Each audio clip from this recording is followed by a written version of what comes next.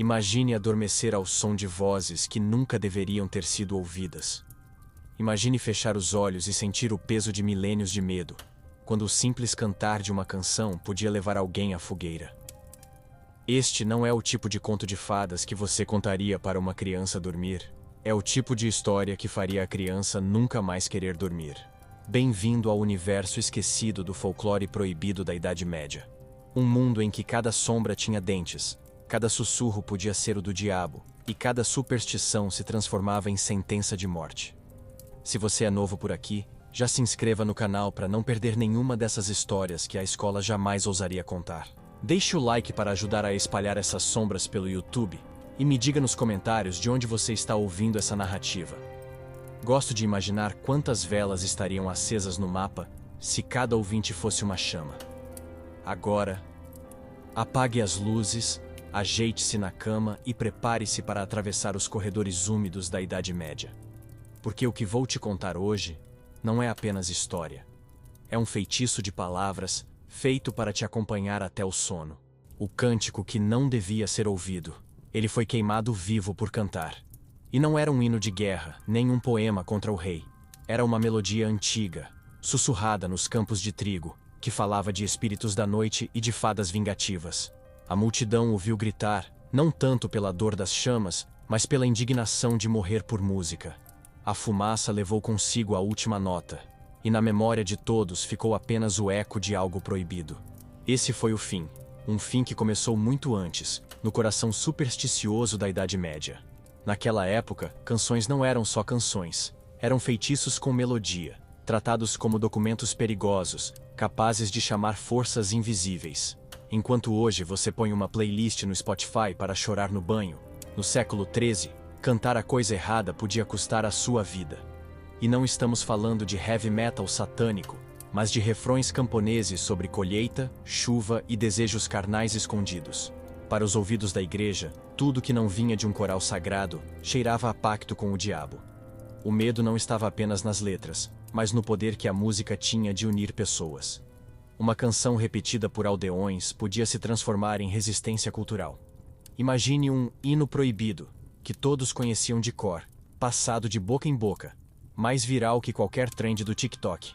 Só que, em vez de ganhar seguidores, você ganhava um julgamento por heresia. O algoritmo da época era cruel. Se sua voz ecoasse nos corredores errados, a fogueira era o próximo palco. Esse controle do som explica por que tantas lendas sobreviveram apenas como sussurros. O canto sobre espíritos que roubavam crianças, ou sobre lobos que caminhavam como homens, não podia ser escrito. Ele era passado como segredo noturno, sempre com o risco de ser ouvido pela autoridade errada. Cada aldeia tinha sua playlist oculta, feita de melodias que ninguém ousava cantar alto. Uma espécie de Spotify medieval, só que em versão mortal. A cena do homem queimado não era exceção. Em crônicas esquecidas, relatos falam de camponeses acusados por assobiar melodias blasfemas durante a colheita. Outros foram condenados apenas por repetir uma rima que associava santos a espíritos pagãos. O poder estava na imaginação coletiva. Se todos acreditavam que uma música podia chamar o mal, então ela realmente tinha esse poder. Não pelos deuses, mas pelo medo humano. Essa mistura de paranoia e superstição gerava histórias bizarras. Em algumas aldeias, acreditava-se que certas notas musicais abriam portais para o inferno. Outras diziam que cada canção proibida era, na verdade, um contrato cantado com o diabo. Hoje parece ridículo, mas pense. Se até agora ainda existe gente achando que ouvir música, ao contrário, invoca Satanás, imagine como era quando a única luz vinha de velas e o vento fazia sons que pareciam vozes. A música era, ao mesmo tempo, um perigo e um refúgio. Quando uma família se reunia ao redor da lareira, cantar uma canção proibida era um ato de intimidade e resistência. Era como rir de uma piada pesada em grupo de amigos. Você sabe que não deveria, mas justamente por isso se sente mais vivo. Só que, ao contrário de risadas de WhatsApp, esse tipo de intimidade podia custar sua liberdade, sua terra ou sua pele. E não pense que só a igreja caçava melodias suspeitas. Os próprios camponeses denunciavam vizinhos, muitas vezes por inveja ou vingança. O boato de que alguém conhecia uma música proibida era suficiente para condená-lo. Um refrão assobiado podia virar prova de pacto com demônios. Em vilarejos pequenos, cada som ecoava como uma sentença, cada silêncio era um disfarce. O barulho da vida comum era constantemente vigiado pelo medo. Essa vigilância sobre os cantos moldou a própria cultura popular. Muitas lendas de fadas, demônios e bestas foram escondidas atrás de símbolos cristãos para sobreviver. O que antes era uma canção sobre espíritos da floresta, virou uma balada sobre santos. A melodia permanecia, mas as palavras mudavam para enganar os inquisidores. Era o equivalente medieval a colocar uma versão family-friendly, para que o conteúdo não fosse banido. E enquanto isso, as pessoas comuns continuavam a cantar baixinho, escondidas, em noites de festa. O vinho soltava a língua, a lua dava coragem, e as melodias proibidas ecoavam nos estábulos, entre galinhas e barris. Era um segredo coletivo, uma conspiração feita de notas musicais. Talvez aí esteja o verdadeiro poder do folclore. Não apenas assustar, mas unir os que ousavam desafiar o silêncio imposto pelo medo. Essa relação perigosa entre música e superstição criou até profissões de risco. Bardos e trovadores viajantes eram constantemente suspeitos. Afinal, quem andava de vila em vila espalhando histórias e canções era visto como ameaça à ordem. Muitos desapareceram sem deixar rastros. Outros foram convidados a reescrever seus versos. A Idade Média tratava a poesia como pólvora, bonita de se ver, mas capaz de incendiar tudo. Ao mesmo tempo, não podemos ignorar a ironia. A própria igreja que condenava certas canções usava a música como arma de devoção. Hinos, cânticos e salmos eram vistos como a trilha sonora oficial do sagrado. O mesmo som que curava no altar podia matar na praça, dependendo de quem cantava e do que dizia. No fundo, a Idade Média era um grande The Voice, só que com a diferença de que, se você desafinasse, o prêmio era uma fogueira. Essa contradição nos leva a pensar: o que é realmente perigoso? A melodia em si ou o medo que ela provoca? No fim, a música proibida não era feita de notas, mas de coragem. Cada refrão era um lembrete de que existiam outras formas de ver o mundo, outras histórias que não cabiam no sermão oficial. E é por isso que, mesmo queimados, os cantores nunca foram completamente silenciados. O eco desse medo sobrevive até hoje. Pense em quantas vezes músicas foram censuradas, ou artistas perseguidos por desafiar a moral dominante. Do funk carioca ao rock dos anos 60, a história se repete. Sempre haverá um cântico que alguém dirá que não deve ser ouvido. E sempre haverá alguém disposto a cantar mesmo assim. E é aqui que eu te pergunto: se você vivesse na Idade Média, teria coragem de sussurrar uma melodia proibida sabendo que podia terminar na fogueira? Ou escolheria o silêncio seguro das canções autorizadas? Escreve nos comentários. Quero ver quem aqui se arriscaria a ser o DJ do inferno medieval.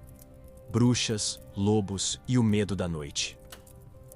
Ela foi encontrada de manhã, despedaçada, com marcas de garras no corpo. O povo jurava que tinha sido um lobisomem que rondava a aldeia há meses. Ninguém quis enterrar o corpo antes de queimar primeiro, para garantir que a maldição não se espalhasse. O medo já tinha vencido a razão muito antes do sol nascer. Aquela mulher não morreu sozinha. Morreu junto com o sono de todos, porque depois daquela noite, ninguém ousou dormir em paz. Esse era o poder da escuridão medieval. Transformar qualquer barulho em ameaça. Um galho quebrado virava sinal de fera. O vento no telhado parecia lamento de bruxa. Se hoje a gente já inventa monstros quando apaga a luz do corredor, imagine um tempo em que o mundo inteiro era feito de sombras. Para os camponeses, a noite era um terreno sagrado, só que consagrado ao diabo. E quando diziam bruxa, não era caricatura de Halloween com chapéu pontudo. Era a velha da aldeia, a parteira que sabia de ervas, a vizinha esquisita que preferia viver sozinha. O rótulo servia mais como sentença de exclusão do que de descrição. Se alguém desaparecia na floresta, a culpa era da bruxa. Se a colheita fracassava, era bruxaria. Era como aquele colega de trabalho em quem todos jogam a culpa quando dá errado. Só que, em vez de demissão, vinha a fogueira. Do outro lado, havia o mito do lobisomem. Hoje parece lenda de terror adolescente, mas na Idade Média era quase um manual de conduta. Não saia à noite, não confie em estranhos, não se afaste do grupo.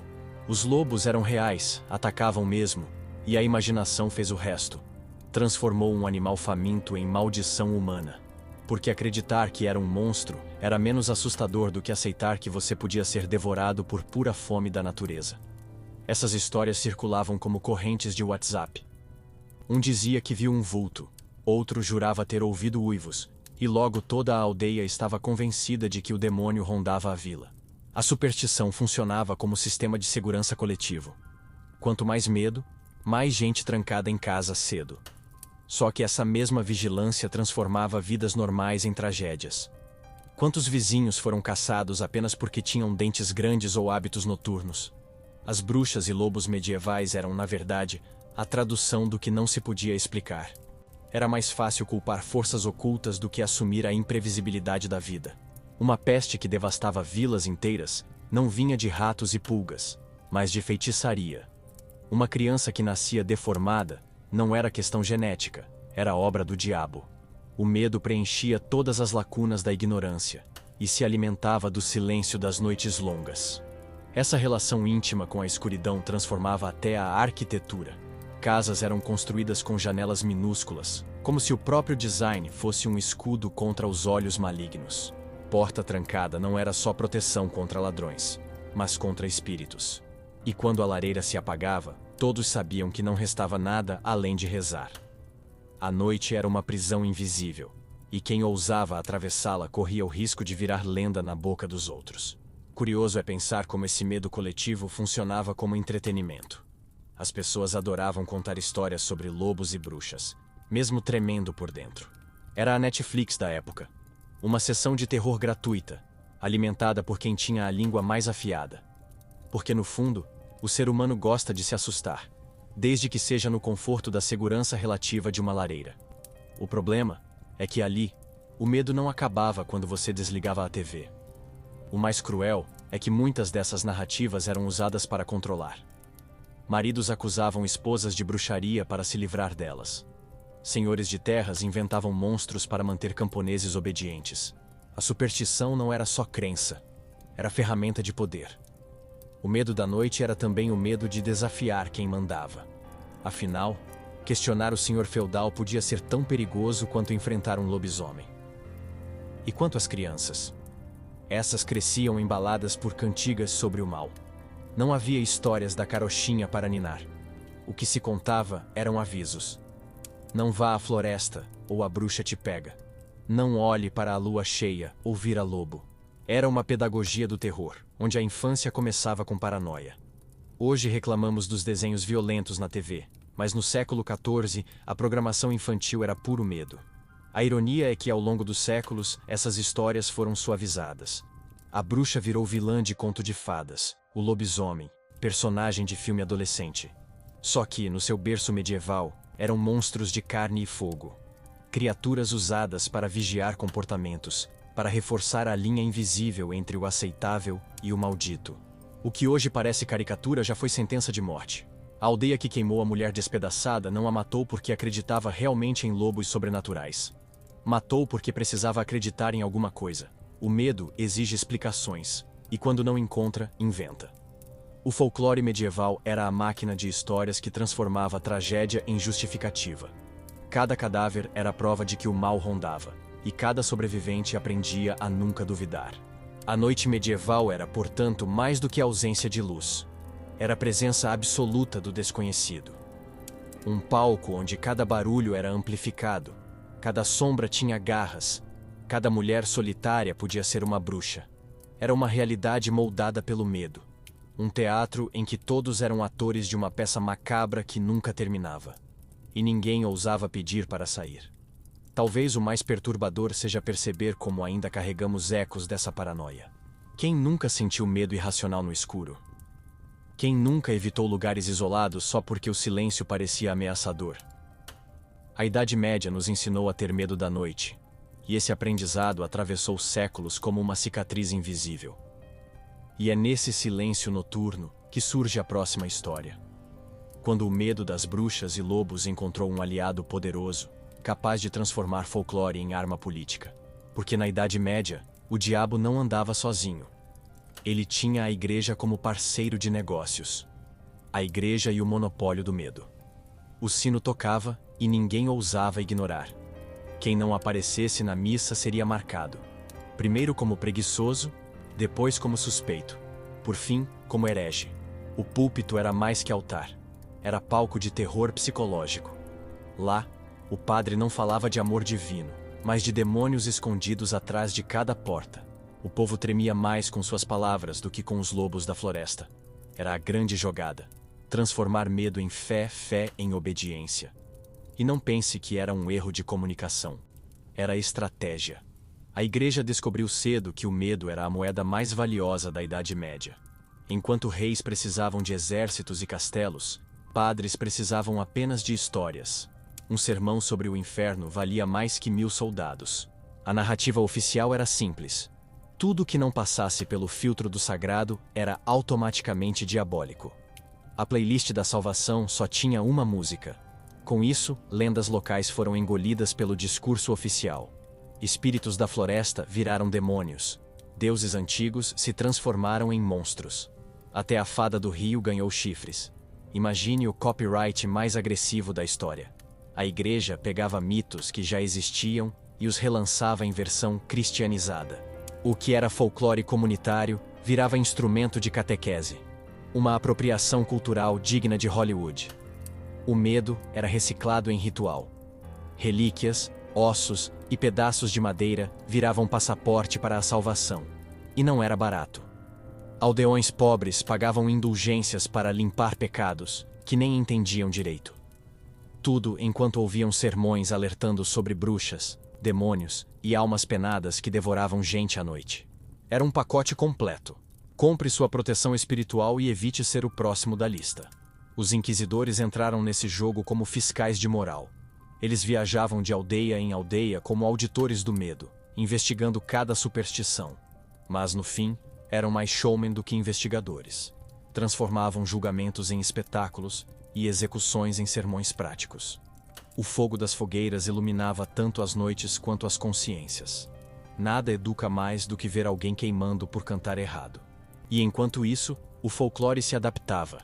As histórias que escapavam ao controle da igreja eram distorcidas até virarem exemplos morais. Se alguém falava de lobisomem, logo o sermão dizia: é castigo de Deus por não ir à missa. Se alguém jurava ter visto uma fada, o padre completava: são anjos caídos tentando enganar vocês. Nada escapava. A versão oficial sempre tinha a palavra final, como um editor-chefe implacável. O curioso é que isso também dava à igreja um poder cultural absurdo. Pense, ela era a Netflix, a Globo e o TikTok da época. Tudo passava por seus filtros. Todas as histórias eram repaginadas para reforçar a autoridade. E se você ousasse criar conteúdo independente, corria o risco de virar churrasco humano. Criador de conteúdo medieval era trovador perseguido. E não tinha botão de denunciar, só fogueira. A ironia é que, ao mesmo tempo, muitos padres acreditavam sinceramente nas próprias histórias. Não era apenas manipulação consciente. O medo era tão generalizado que nem os clérigos escapavam. Muitos realmente viam o diabo em cada esquina. O monstro estava tanto fora quanto dentro. O que começou como teatro de poder virou paranoia coletiva. O medo era o grande contagioso. Assim, a igreja virou curadora de horrores. Selecionava quais histórias podiam sobreviver, quais seriam enterradas e quais queimariam com seus autores. Era como uma editora sombria, publicando só o que reforçava o enredo central. Sem a igreja, o diabo vence. O público cativo era garantido. Ninguém ousava cancelar a assinatura. Afinal, o preço do cancelamento era a eternidade no inferno. Isso criou uma relação de dependência bizarra. Quanto mais medo o povo sentia, mais corria para a igreja. Quanto mais a igreja alimentava o medo, mais poder ganhava. Era um círculo perfeito de manipulação, em que as pessoas aprendiam a rezar não por devoção, mas por desespero. Era o equivalente medieval de comprar antivírus porque o próprio fabricante inventou o vírus. E o folclore, que nasceu como explicação espontânea para os mistérios da vida, virou combustível desse sistema. As histórias que antes davam sentido ao inexplicável, agora reforçavam uma lógica de controle. O povo não contava lendas para entreter, mas para confirmar sua própria submissão. Cada mito era mais um tijolo na catedral invisível da obediência. Mas havia rachaduras nessa construção. Algumas lendas resistiam, escapando por frestas e becos, sussurradas em segredo. O povo não era burro. Mesmo acreditando no que o padre dizia, guardava suas versões próprias das histórias. Era a rebeldia mínima, o espaço íntimo onde o folclore verdadeiro ainda respirava. No escuro, enquanto o sermão ecoava, havia quem lembrasse das velhas músicas, das fadas não demonizadas, dos lobos que não eram castigo, mas apenas lobos. Essa duplicidade criou uma tensão fascinante. Oficialmente, todos acreditavam no discurso da igreja, mas, extraoficialmente, cada aldeia guardava seu repertório secreto. Era uma vida dupla, em que cada camponês era católico de dia e supersticioso de noite. Essa contradição explica por que o folclore medieval é tão perturbador. Ele sobreviveu entre o medo e a fé, costurado como um tapete feito de fios proibidos. E no meio dessa tapeçaria, uma figura se destacava como bode expiatório preferido. O vizinho diferente, o estranho que virava monstro, o esquisito que virava lobisomem, a mulher que virava bruxa. Era mais fácil culpar o próximo do que enfrentar os próprios fantasmas. O medo era democrático, servia tanto à igreja quanto à fofoca da aldeia. E é exatamente nesse clima que chegamos à próxima história. Porque quando o medo institucional encontrou o cotidiano, surgiram tragédias tão bizarras que parecem roteiros de filme de terror maluco. Como o caso do vizinho peludo, que só por ter barba demais, acabou condenado como lobisomem. O lobisomem que era só o vizinho peludo. Ele foi caçado pela própria aldeia, acuado em um celeiro, enquanto gritos ecoavam. Monstro, besta do diabo. Mas não havia dentes afiados, nem garras sobrenaturais. Havia apenas um homem, com pelos demais. O pobre sujeito nasceu com hipertricose, uma condição rara que cobre o corpo inteiro de pelos. Para a medicina moderna, é genética. Para os camponeses medievais, era a prova viva de maldição.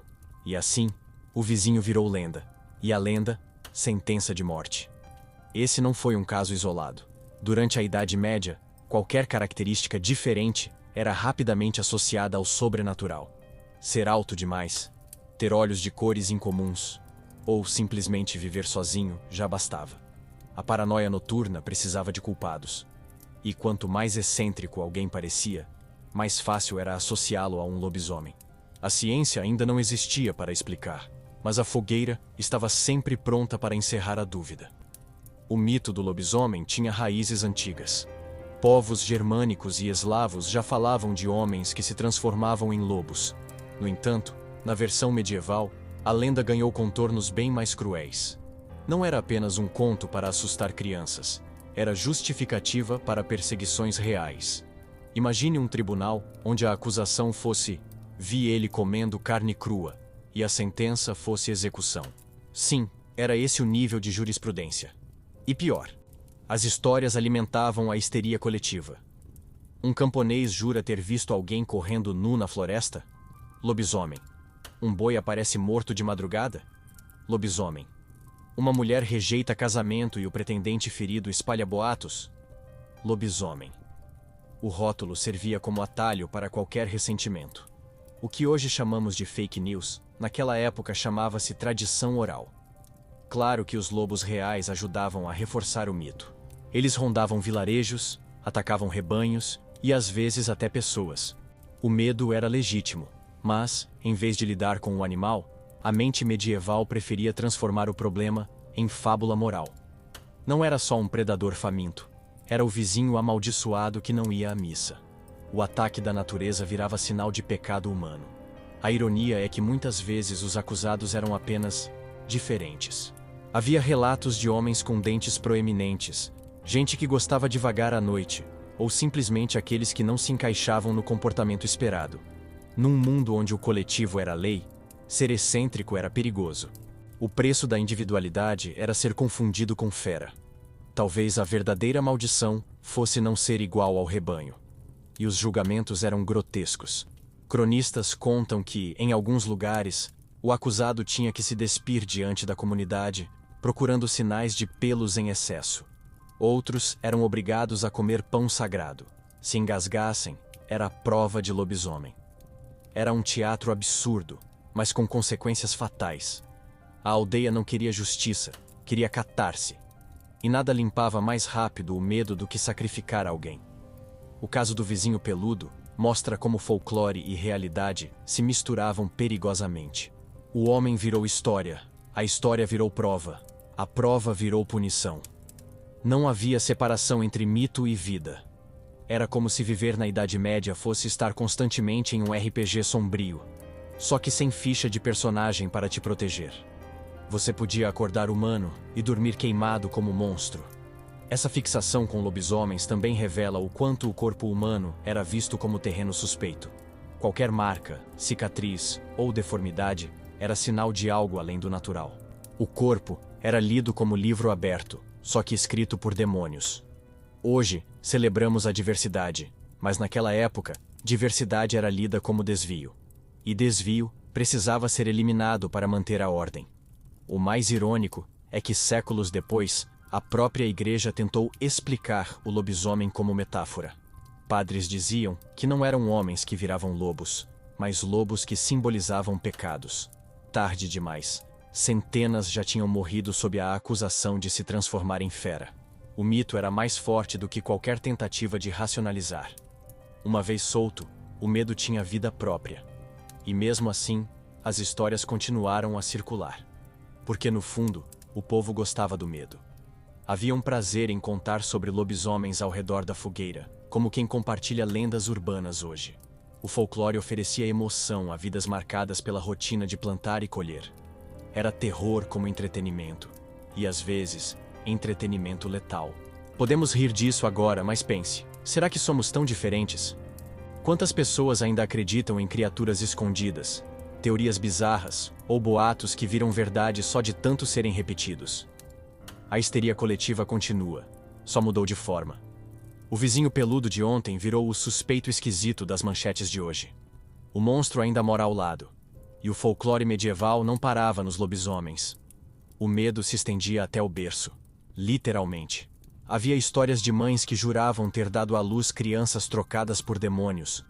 Criaturas que choravam sem parar, que não cresciam, que pareciam diferentes demais. Para elas, não era uma questão de medicina, era feitiçaria. E é justamente aí que a história mergulha mais fundo no proibido. O medo não apenas rondava as florestas ou os vizinhos peludos. Ele podia estar dentro de casa, no berço, enrolado em panos. E esse é o próximo terror. As lendas sombrias dos bebês que não eram o que pareciam. O demônio escondido no berço. A mãe olhou para o berço e soube que aquela não era sua criança. O corpo parecia o mesmo, mas os olhos eram fundos, escuros, mais velhos do que a própria noite. O bebê não parava de chorar, dia e noite, até perder a voz. Nenhuma reza, nenhum chá de ervas, nada funcionava.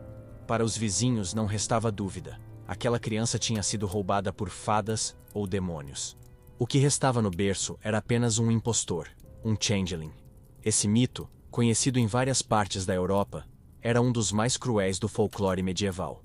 Ele dizia que seres sobrenaturais trocavam crianças humanas por suas próprias criaturas, deixando para trás um bebê doente, estranho, incapaz de crescer. Para os camponeses, era explicação conveniente para doenças infantis ou deformidades genéticas. Para as mães, era um pesadelo sem fim, a sensação de embalar um estranho.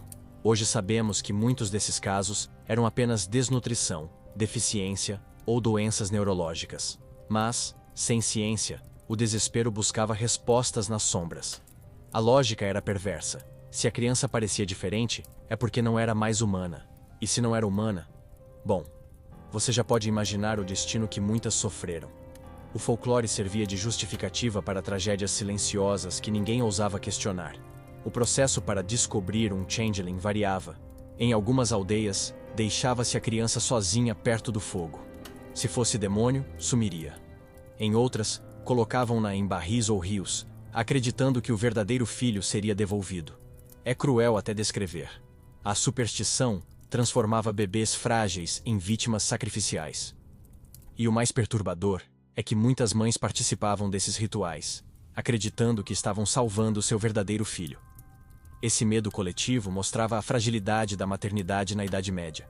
Ser mãe não era só dar à luz, era sobreviver ao terror constante de perder o filho para doenças ou para as lendas. Uma simples febre já era sinal de possessão. Um atraso no crescimento virava prova de troca demoníaca. O berço, que deveria ser espaço de proteção, era também palco de paranoia. E claro, a igreja tinha sua versão oficial. Se a criança era um changeling, significava que os pais haviam pecado. O diabo só roubava filhos de quem estava em falta com Deus. Assim, a tragédia privada virava espetáculo público de culpa. O bebê não era só estranho, era lembrete vivo de que ninguém escapava da vigilância moral. Até mesmo o berço era fiscalizado pelo inferno. Essas lendas se espalharam pela Europa inteira, com pequenas variações. Na Irlanda, eram fadas que roubavam bebês para viver em seus reinos. Na Alemanha, eram demônios. Em outras regiões, eram trolls ou espíritos da floresta. Mas no fim, a lógica era a mesma. Quando a vida não fazia sentido, inventava-se uma explicação sombria. O mito era a anestesia para a dor inexplicável. E a ironia cruel é que muitas vezes o verdadeiro perigo não estava no suposto demônio, mas nos próprios humanos. Mães desesperadas abandonavam ou sacrificavam crianças suspeitas, acreditando que estavam cumprindo um ritual necessário. Pais, pressionados pela comunidade, aceitavam o destino em silêncio. O folclore não era apenas história de medo, era justificativa para práticas brutais. Ainda assim, nem tudo era tragédia. Algumas dessas histórias também eram usadas como advertência para proteger os bebês. Mães eram aconselhadas a nunca deixá-los sozinhos, a pendurar talismãs e cruzes, a vigiar o sono constantemente. Era uma forma torta de reforçar o cuidado. Só que, claro, o medo era o ingrediente principal. O amor materno se confundia com paranoia. Hoje, olhando para trás, podemos rir da ideia de um bebê demoníaco chorando sem parar. Mas a verdade é que o mito reflete uma dor universal: o desamparo diante da fragilidade da infância. Numa época em que metade das crianças não chegava à vida adulta, era preciso inventar histórias para suportar a perda. Chamar o bebê doente de demônio era mais suportável do que admitir a impotência diante da morte. Esse costume também mostra como o folclore não era apenas diversão, mas ferramenta de sobrevivência psicológica. Melhor acreditar em demônios do que aceitar o acaso cruel. Melhor imaginar um filho roubado do que encarar o vazio definitivo. O mito oferecia narrativa onde só havia caos, e nesse sentido, ele cumpria seu papel: dar sentido à dor. Mas, como tudo na Idade Média, esse sentido vinha embalado em sangue. Cada criança acusada de ser changeling era lembrança viva de que a superstição podia ser mais letal que qualquer doença.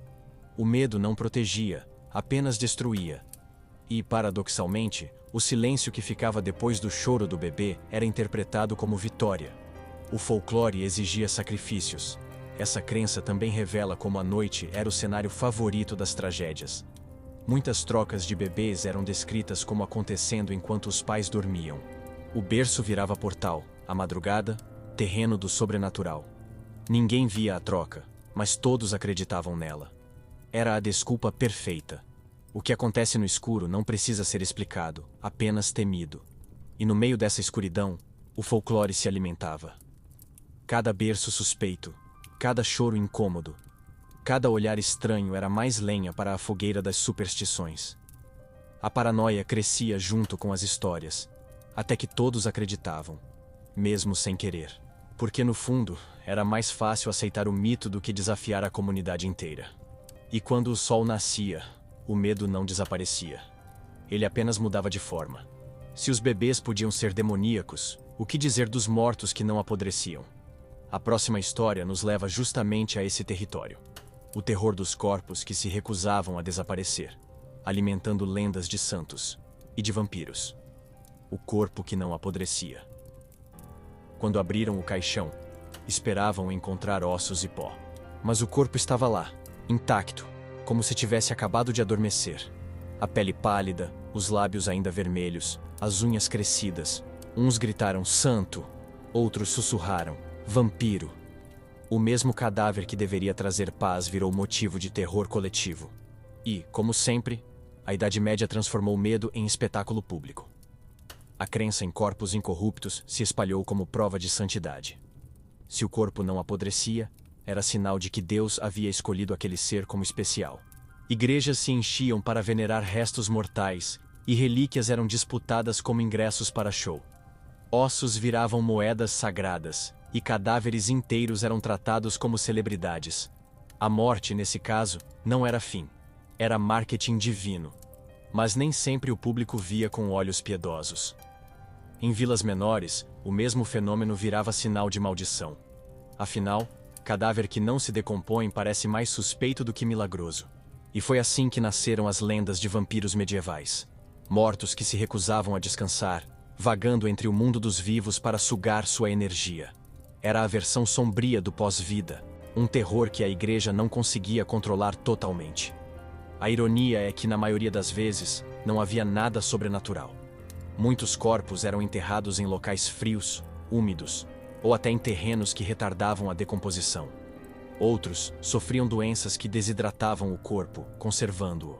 Mas sem conhecimento científico, qualquer anomalia virava milagre ou maldição. O cemitério medieval era, na prática, um palco de interpretações histéricas. O pior era quando o suposto milagre dividia a comunidade. Havia quem quisesse venerar o corpo, construir capelas, vender indulgências. E havia quem acreditasse que aquilo era sinal de vampirismo, exigindo estacas no coração ou cremação imediata. O mesmo cadáver podia gerar peregrinação em um vilarejo e caça ao monstro em outro. O morto não tinha paz em vida, nem em morte. Esse fenômeno criou uma obsessão por abrir túmulos. Havia relatos de pessoas desenterradas para confirmar se estavam realmente mortas. Marcas de sangue no caixão, unhas compridas e até corpos inchados eram interpretados como provas de vampirismo. Hoje sabemos que eram apenas sinais normais de decomposição. Mas na Idade Média, cada detalhe alimentava narrativas folclóricas que justificavam novos rituais de medo. E os rituais eram brutais. Corpos suspeitos recebiam estacas no peito, decapitações, ou até tinham a boca cheia de pedras para impedir mordidas. Havia cemitérios inteiros com sinais desse tipo de prática. Para os camponeses, era a única forma de garantir que o mal não escaparia. Era como instalar antivírus no cadáver. Precaução exagerada, mas tranquilizadora. A igreja, claro, preferia a versão milagrosa. Corpos incorruptos eram ótimos para atrair fiéis, levantar dinheiro e reforçar a narrativa da santidade. O problema é que não dava para controlar todas as interpretações. Entre o santo e o vampiro, havia um oceano de paranoia popular. O que para Roma era prova de fé, para o camponês era ameaça de morte. O mesmo corpo servia a dois mercados diferentes. Essa contradição revela bem a essência do folclore medieval. O mesmo fenômeno podia ser lido de formas opostas, dependendo de quem contava a história. O corpo que não apodrecia era tanto um símbolo de esperança quanto de terror. O morto era refém das narrativas, e o povo refém de seus próprios medos. A decomposição, afinal, era menos assustadora que a permanência. O mais trágico era quando o medo recaía sobre famílias. Se um parente não apodrecia, todos eram vistos como suspeitos. A maldição parecia hereditária. Havia casos de famílias inteiras perseguidas porque um avô teimoso resolveu não se desfazer no tempo esperado. O sobrenatural não precisava aparecer de verdade. Bastava a comunidade acreditar. Essa crença também mostra o quanto a morte era presença constante. Não havia romantização. A morte acontecia cedo, rápida, em qualquer idade. O cadáver era familiar, íntimo. Mas justamente por ser tão comum, qualquer anomalia no processo ganhava destaque. O extraordinário se infiltrava no ordinário. A rotina de enterrar se transformava em ritual de suspeita. E curiosamente, essa obsessão ecoa até hoje. O fascínio por vampiros, múmias e mortos-vivos não nasceu no cinema, mas nos cemitérios medievais. A diferença é que hoje assistimos a isso com pipoca. Para eles, era questão de sobrevivência espiritual. O terror estava na esquina, dentro de túmulos recém-abertos. Podemos rir, mas há algo profundamente humano nesse medo. Porque o corpo que não apodrece desafia nossa lógica. Ele recusa o fim, insiste em permanecer. É como se zombasse da nossa fragilidade, lembrando que a morte não é tão previsível quanto gostaríamos. O folclore apenas deu forma a essa angústia. O vampiro era, no fundo, um espelho do próprio medo de ser esquecido. E assim, o morto incorrupto alimentava tanto milagres quanto fogueiras. O corpo era símbolo e ameaça, esperança e maldição. A Idade Média transformou túmulos em palcos, cadáveres em personagens e a própria morte em narrativa viva. E se os mortos podiam ser suspeitos, o que dizer das criaturas encantadas que viviam ao redor das aldeias? Nem todas usavam caixão.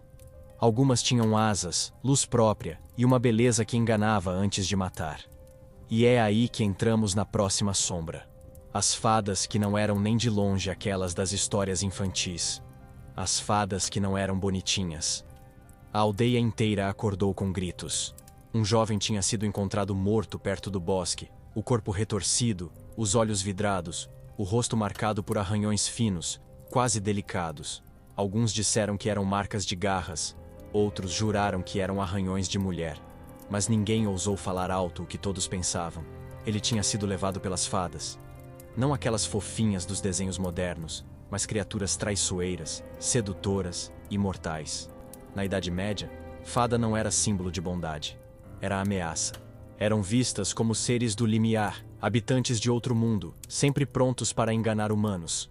Bonitas, sim. Encantadoras, claro. Mas o encanto era a armadilha. Se uma fada sorria para você, não era sinal de bênção.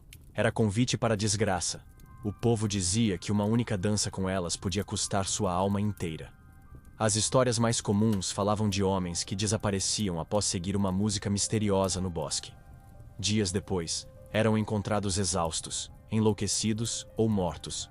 Para os camponeses, isso era prova de que as fadas sequestravam pessoas, sugavam sua energia e as devolviam como cascas vazias. Era a versão medieval das lendas de abdução alienígena. A floresta era o céu, e as fadas, os ETs com brilho nos olhos. E não eram apenas os homens que sofriam. Mulheres também eram vítimas de encantamentos, muitas vezes descritos como casos de possessão. Havia relatos de moças que, após entrar no bosque, voltavam mudas, com um olhar distante, como se tivessem deixado metade da alma lá dentro. Para explicar, diziam que as fadas roubavam a vitalidade, deixando apenas um corpo presente. O verdadeiro eu ficava aprisionado no reino delas. Essas histórias serviam como aviso prático. Não se afaste da aldeia. Não confie em estranhos. Não se encante com o que parece bonito demais.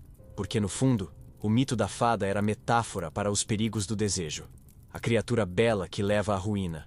O mesmo roteiro de tantas histórias humanas, apenas com asas e brilho. A fada era, na verdade, a personificação do cuidado com quem você olha duas vezes. E como todo mito, havia regras bizarras para se proteger delas. Alguns carregavam ferro, pois diziam que as fadas odiavam o metal. Outros deixavam oferendas de leite ou pão para agradá-las e evitar ataques. Havia até quem cuspisse no chão antes de entrar na floresta, para confundir o rastro. O folclore medieval era, no fim, um manual de sobrevivência contra o invisível. Uma espécie de tutorial da vida rural com pitadas de paranoia. A ironia é que, apesar do medo, muitos ainda buscavam contato com elas. Alguns acreditavam que as fadas podiam conceder fortuna, fertilidade ou até inspiração artística. Poetas e bardos diziam receber versos em sonhos de mulheres radiantes. Claro, sempre correndo o risco de enlouquecer no processo. O pacto com a fada era como assinar contrato com gravadora.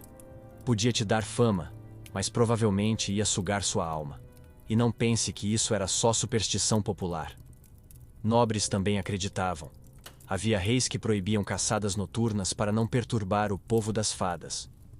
Outros contratavam adivinhos para interpretar sinais de encantamento. O mito não respeitava classes sociais. Do camponês ao castelo, todos temiam o sorriso que parecia doce demais.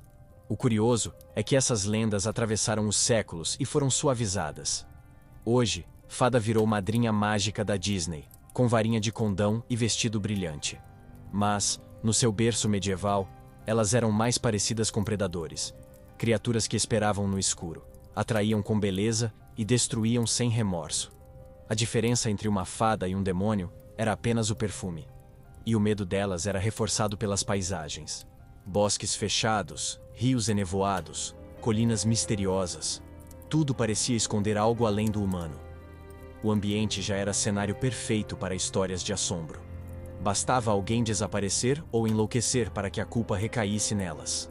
Afinal, é mais fácil culpar seres invisíveis do que admitir os perigos brutais da natureza.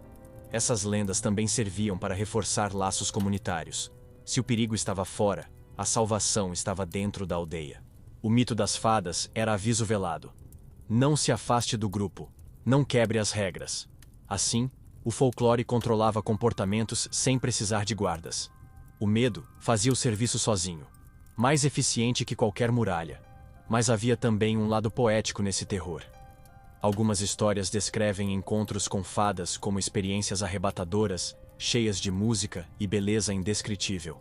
Era o risco da sedução. Ao mesmo tempo que assustava, também fascinava.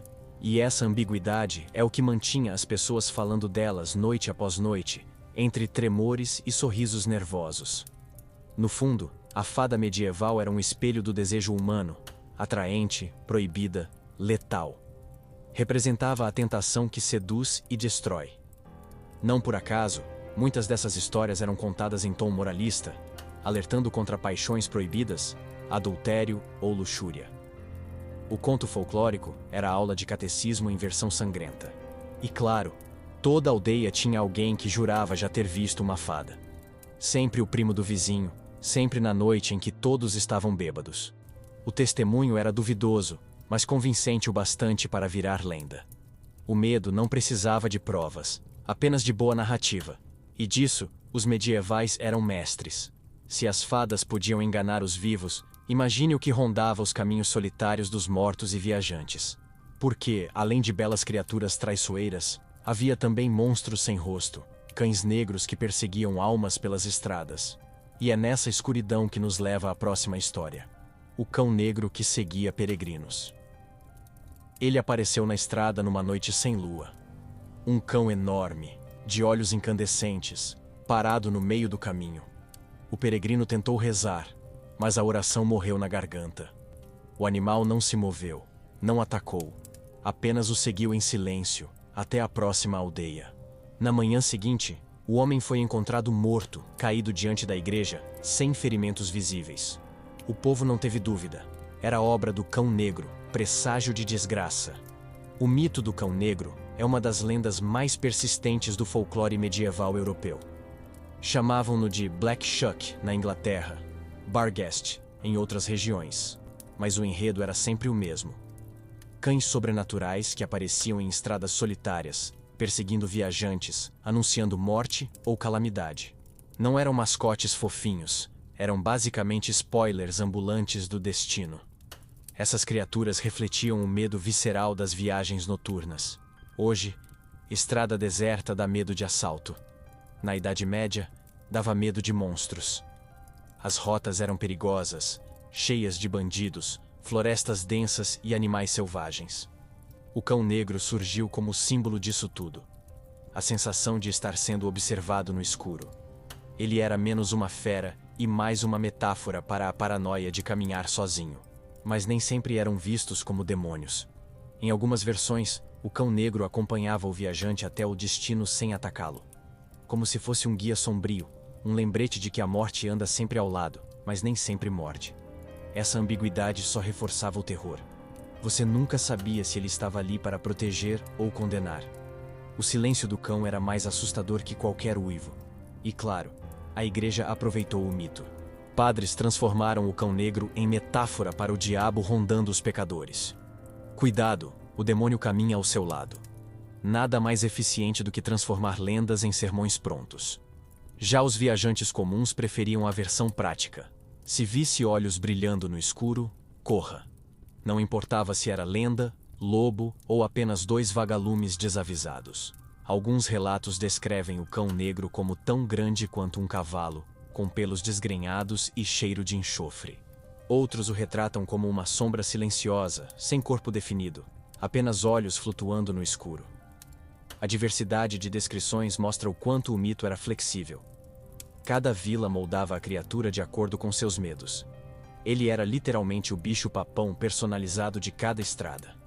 O curioso é que muitos desses relatos surgiram em locais de peregrinação, caminhos para santuários, rotas de romeiros, trilhas de monges, todos cheios de histórias de cães negros. Talvez porque nada mais propício para lendas do que longas caminhadas noturnas, cansados, famintos e com a imaginação fértil. A estrada não precisava de monstros. A mente cansada já fazia o trabalho sozinha. E como sempre, o folclore tinha função social. Contar histórias de cães negros assustava viajantes a andarem juntos, evitando perigos reais. Era como um seguro de vida narrativo. Melhor andar em grupo do que virar estatística de assalto medieval. O mito não era só medo, era manual de sobrevivência. A pedagogia do terror mais uma vez cumprindo o papel de guia turístico do inferno. Essa mistura de superstição e utilidade manteve o mito vivo por séculos. Mesmo com o passar do tempo, relatos de cães negros continuaram aparecendo. Até hoje, existem vilarejos na Inglaterra que juram ter visto aparições em encruzilhadas. A lenda atravessou gerações porque toca em algo universal. O pavor ancestral de caminhar sozinho no escuro. Mas a ironia é irresistível. Enquanto hoje pagamos caro para ter cães como guardiões, os medievais temiam justamente a versão canina do além. O melhor amigo do homem, naquele contexto, era também o pior presságio. O latido que acalma hoje era, na Idade Média, o sussurro da morte. O contraste é quase cômico, se não fosse trágico. E claro, o mito se misturava com outros. Muitas vezes, o cão negro era descrito junto de cavaleiros sem cabeça ou almas penadas. A estrada era palco para todo tipo de assombro. Não era apenas um caminho físico, mas um território simbólico, onde vivos e mortos se cruzavam. O cão era só o porteiro desse mundo paralelo. Esse medo constante moldava a própria experiência de viajar. Cada passo carregava a sensação de que algo podia surgir da escuridão. Não era paranoia individual, era cultura coletiva. A estrada medieval era, de fato, mais assustadora do que qualquer conto moderno de terror. Quem andava sozinho levava não só pão e água, mas orações e amuletos para espantar o invisível. E como toda boa lenda, os cães negros serviam também como aviso moral. Diziam que apareciam mais frequentemente para os pecadores, como lembrete de que seus dias estavam contados. Era a fusão perfeita entre folclore popular e teologia do medo. A estrada virava tribunal, e o juiz tinha 4 patas e olhos em chamas. Hoje, podemos ver isso como exagero. Mas basta lembrar da sensação de atravessar um beco escuro para entender. O cão negro ainda vive dentro de nós. Ele é a materialização do arrepio na nuca, do medo do que não vemos, da certeza de que alguém, ou algo, nos segue. A lenda sobrevive porque traduz um medo eterno. E se nas estradas o terror tinha forma de cães, dentro das casas ele se manifestava em frascos, ervas e receitas. Porque não bastava temer as sombras. Havia também quem tentasse controlá-las com feitiços, filtros e poções. É aí que entramos no próximo mergulho. Os segredos dos feitiços de amor e vingança. Feitiços de amor e vingança. Ela foi encontrada morta na beira do poço, com um frasco quebrado ao lado. Diziam que era uma poção de amor, feita para conquistar o marido de outra. Só que algo deu errado. O líquido, em vez de aproximar, matou. A aldeia logo concluiu: bruxaria. Mas na prática, era apenas o folclore medieval em sua versão mais cruel, quando o desejo e a vingança se misturavam em ervas, rezas e superstições perigosas. Na Idade Média, o coração humano era campo fértil para o folclore. Se hoje temos aplicativos de namoro e filtros de Instagram, naquela época as ferramentas eram bem menos tecnológicas, mas igualmente manipuladoras. Ervas fervidas, palavras sussurradas, cabelos escondidos em amuletos. Tudo prometia amor ou ruína. Era a versão medieval do feitiço do crush, só que com risco real de enforcamento. As curandeiras eram as principais guardiãs dessas práticas. Conheciam plantas, sabiam de chás e infusões, e usavam esse conhecimento tanto para curar quanto para encantar. Mas essa linha era tênue. O mesmo alecrim que curava febre podia ser usado para sedução. E claro, se o feitiço não funcionava, a culpa recaía na bruxa, nunca na ingenuidade do apaixonado. A alquimia do amor era sempre perigosa. O fascínio pelos filtros amorosos vinha da própria rigidez da sociedade. Casamentos eram arranjados, paixões eram proibidas, desejos eram silenciados. Então, qualquer promessa de liberdade sentimental virava ouro. Quem ousava tentar burlar as regras recorria às sombras, às fórmulas escondidas, aos sussurros noturnos. Cada feitiço era, no fundo, um grito contra a prisão social. Mas, como sempre, o risco era maior que a recompensa. Bastava alguém descobrir o frasco escondido para que a acusação viesse rápido. Feitiço, pacto, bruxaria. E o que era apenas desespero humano virava sentença. Muitos processos da Inquisição mencionam poções do amor, provas frágeis que serviam apenas para justificar fogueiras. O coração apaixonado queimava junto com o corpo. E não era só sobre amor. As mesmas técnicas eram usadas para vingança. Uma erva colocada na bebida, uma boneca de cera perfurada, um sussurro de maldição. Tudo era suficiente para colocar medo em vizinhos. O folclore transformava a raiva em magia, o ódio em ritual. Era mais eficiente do que qualquer faca. Ninguém precisava ver o crime, apenas acreditar que ele tinha sido feito. Essa crença moldava relações sociais inteiras. Ninguém queria se desentender com a velha da aldeia que conhecia todas as plantas.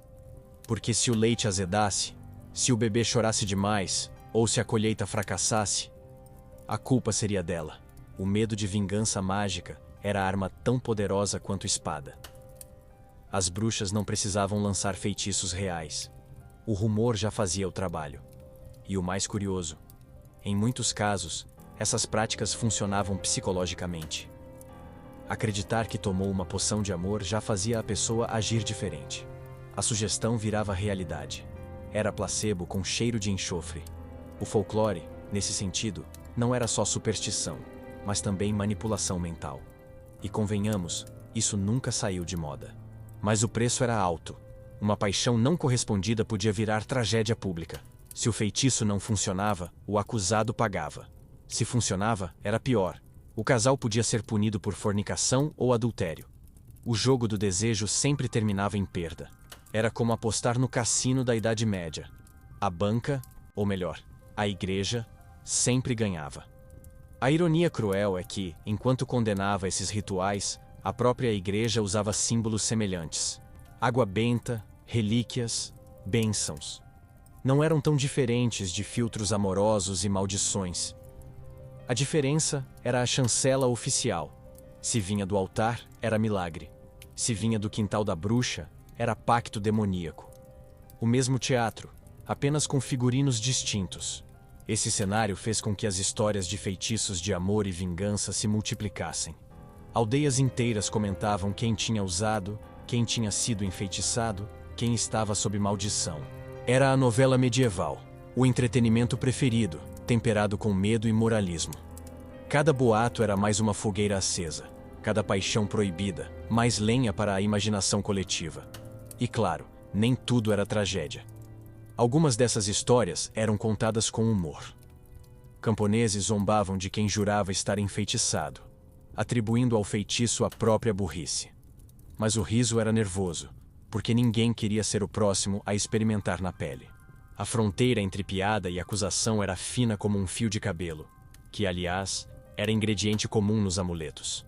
No fundo, os feitiços revelam mais sobre as pessoas do que sobre o sobrenatural. Eles falam de carência, de frustrações, de vinganças pequenas transformadas em narrativas épicas. O amor na Idade Média não era história de contos de fadas. Era teatro sangrento, temperado por ervas e rezas. O que hoje resolvemos com mensagens de WhatsApp, eles resolviam com poções e medo. E talvez o mais perturbador seja perceber que, em algum nível, ainda fazemos o mesmo. Continuamos acreditando em atalhos mágicos para resolver o que é humano demais, a paixão e o ódio. Só mudamos os rituais. O feitiço medieval de alecrim virou simpatia de ano novo. O boneco de cera virou bloqueio no celular.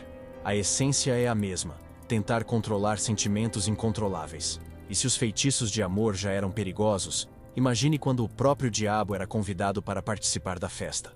Porque, no próximo ato, o palco não é o bosque nem a cabana da curandeira. É o casamento, a cerimônia mais sagrada da Idade Média.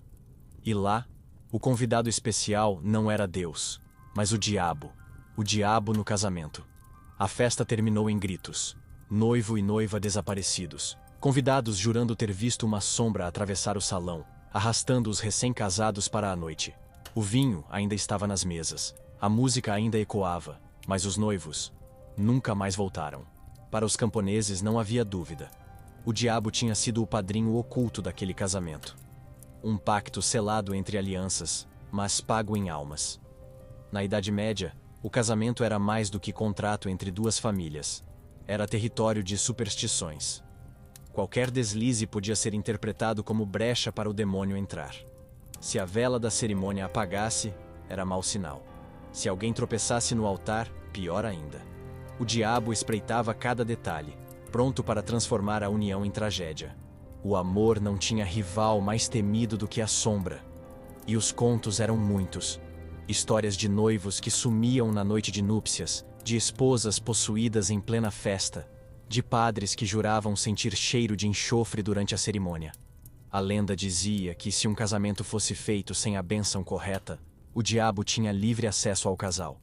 Era como instalar antivírus pirata. Podia até funcionar, mas sempre havia risco de invasão. Esse medo coletivo servia, claro, para reforçar o papel da igreja. O casamento não era apenas ato social, era sacramento.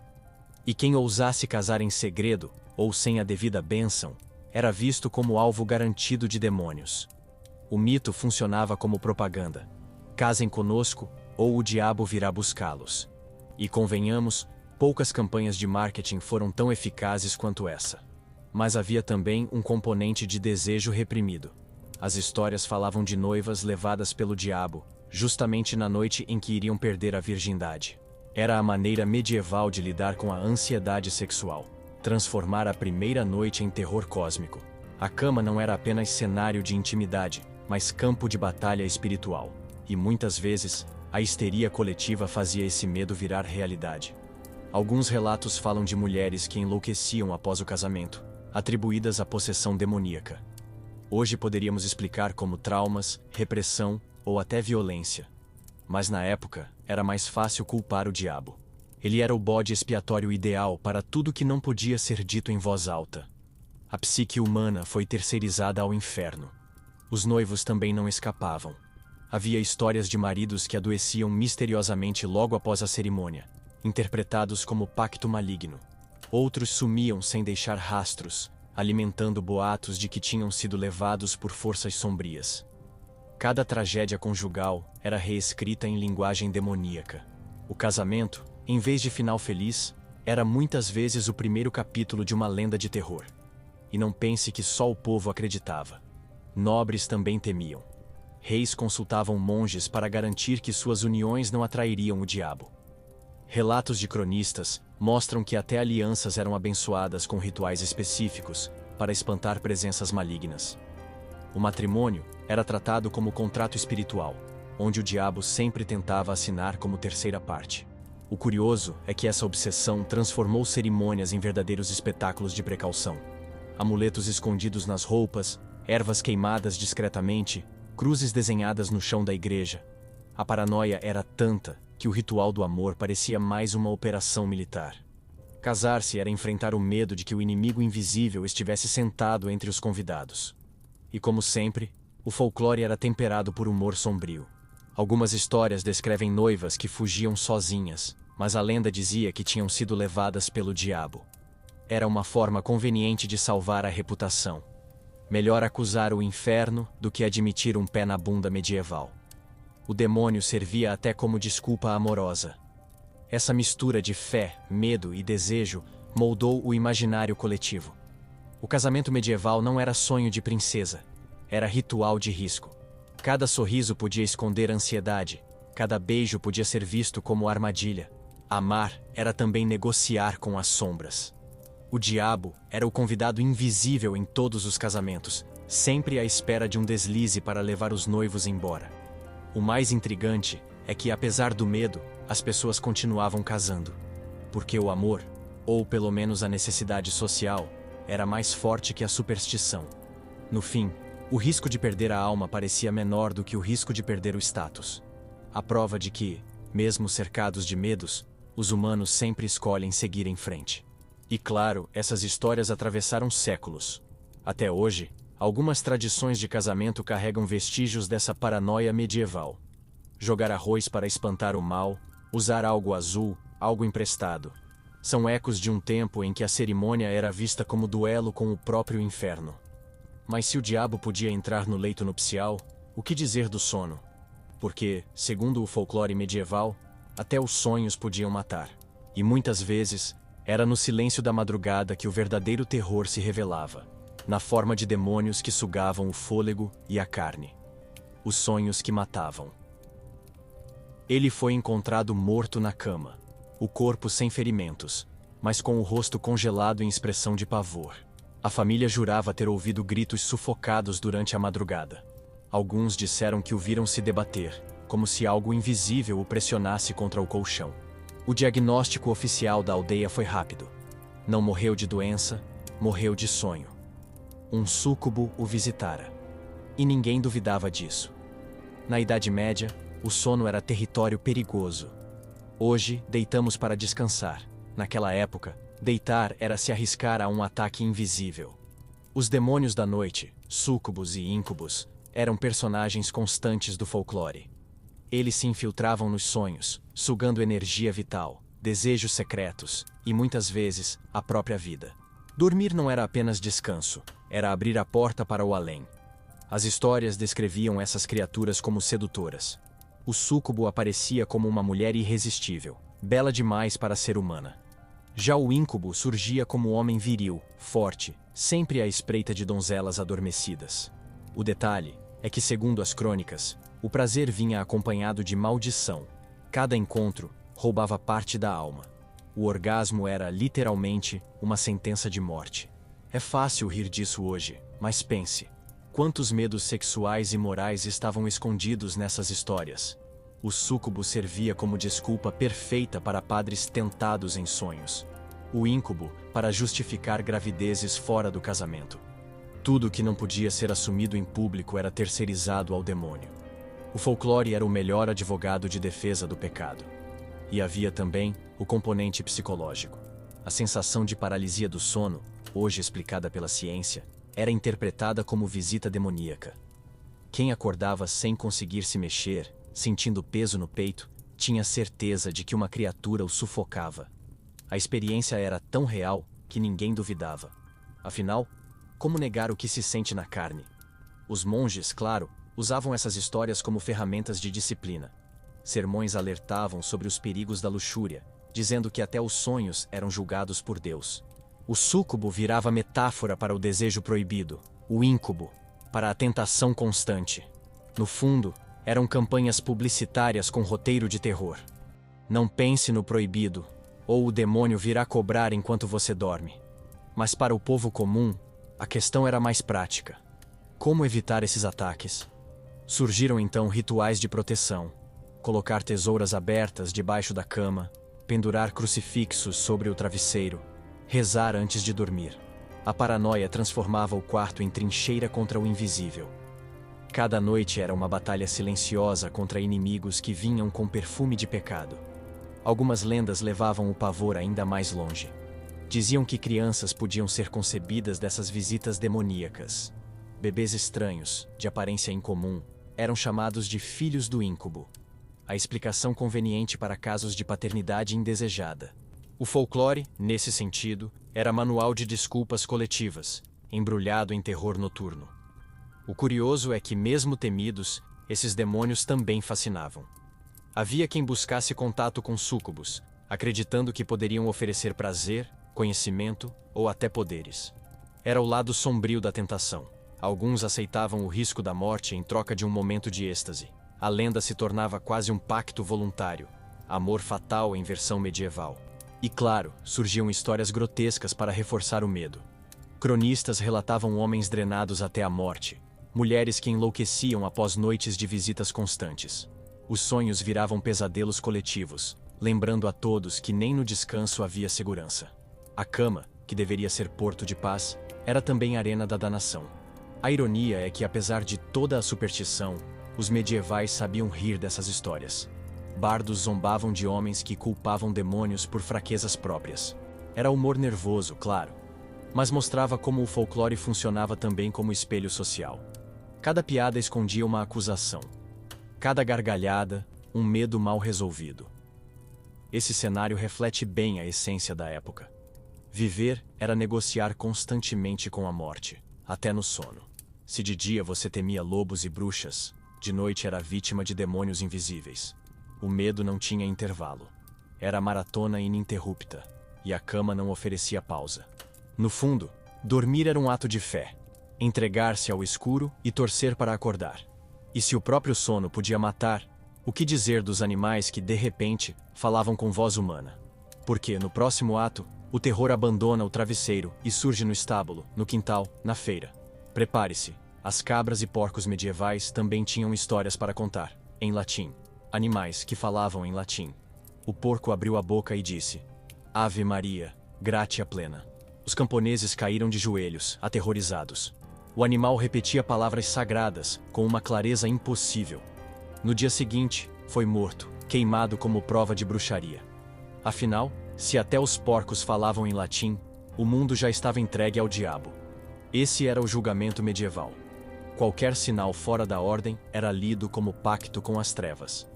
Histórias de animais falantes circulavam por toda a Idade Média. Gatos, cabras, vacas e até galos eram acusados de pronunciar palavras humanas, geralmente em línguas que nem os próprios donos dominavam. O mais comum? O latim, a língua da igreja. Se um bicho imitava sons e alguém jurava ouvir uma frase sagrada ou maldita, pronto. Era suficiente para acusar bruxaria. Essas histórias surgiam de pequenos equívocos. Um galo cantando de forma estranha, um corvo repetindo sílabas, um porco grunhindo parecido com palavras. A imaginação completava o resto. Mas para mentes moldadas pelo medo, era impossível não ver o sobrenatural. Se até os bichos falavam, era sinal de que o diabo tinha corrompido a criação inteira. E o mais cruel é que os animais pagavam caro por isso. Há registros de julgamentos oficiais contra porcos e cabras acusados de blasfêmia. Sim, julgamentos, com tribunal, testemunhas e até condenação.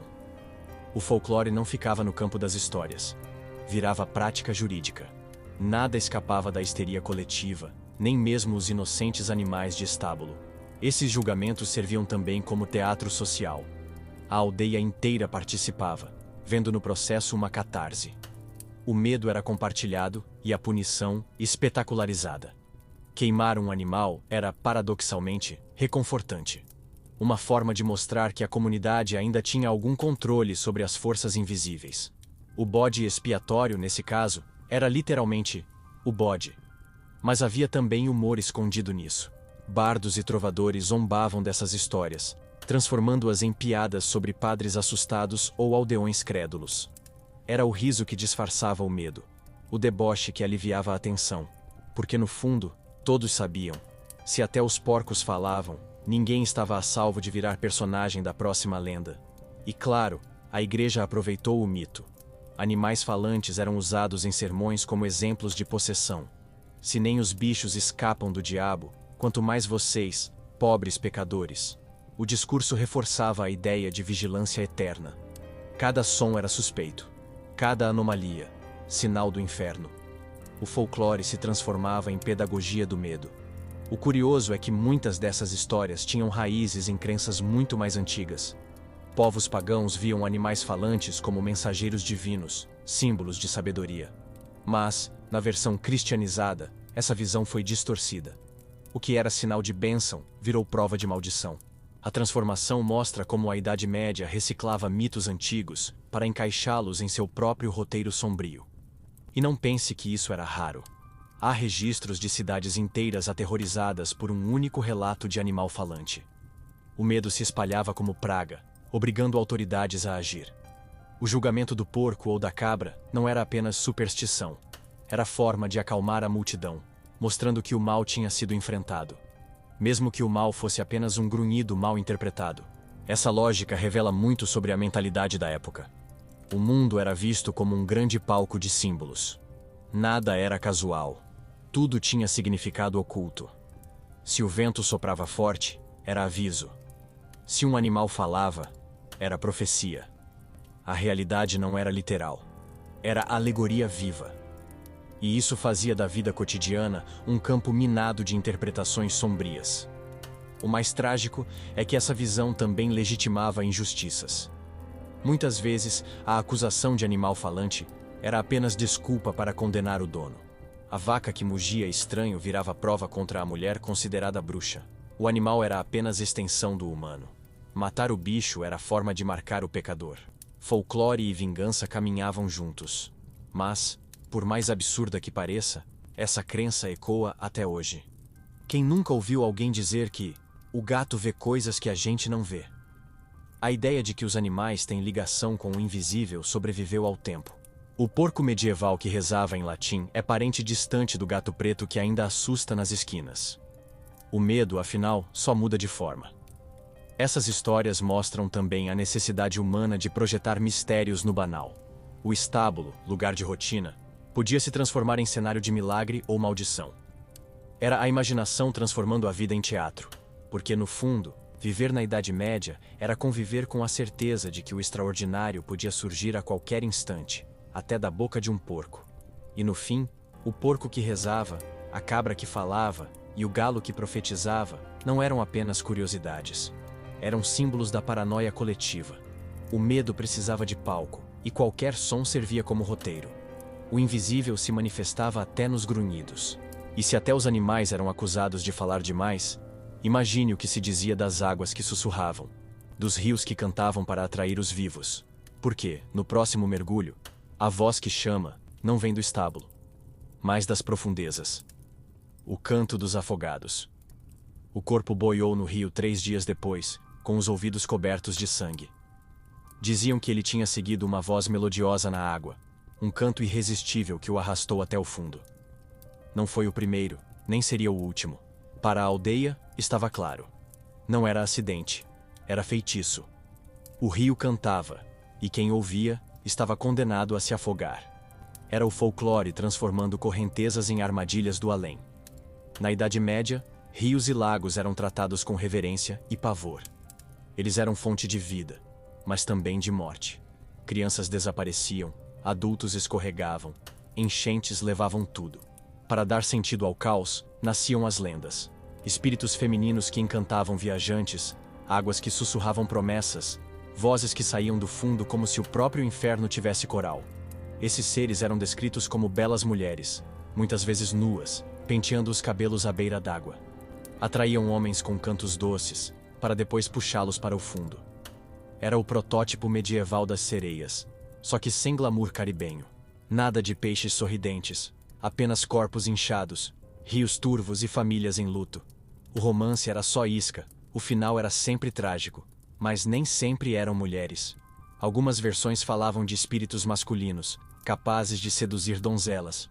Outros descreviam vozes sem corpo, apenas ecos que se multiplicavam na neblina. O importante era a sensação de que a água escondia algo mais do que peixes. Era um território encantado, e cruzar uma ponte à noite significava negociar com o invisível. A crença tinha também função pedagógica.